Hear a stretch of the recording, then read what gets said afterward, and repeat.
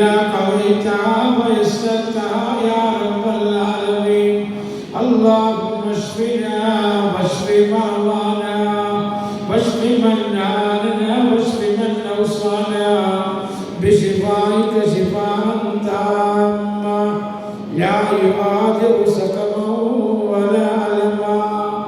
ارحم الراحمين يا ملك الجبار يا الله ഞങ്ങളുടെ ഈ സദസ്സിനെ സ്വീകരിക്കണേ അല്ലാഹ്. ദുആ കിതാബത്തുള്ള സദസ്സാക്കി മാറ്റണേ അല്ലാഹ്.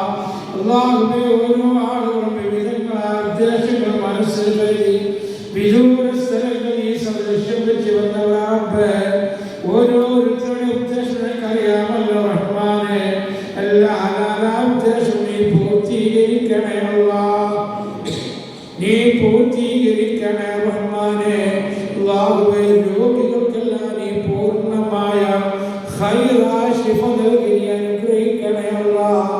അല്ലാഹുവേ, ക്യാൻസർ പോലെയുള്ള മാരകമായ രോഗങ്ങൾ കൊണ്ട് പ്രയാസപ്പെടുന്നവർ,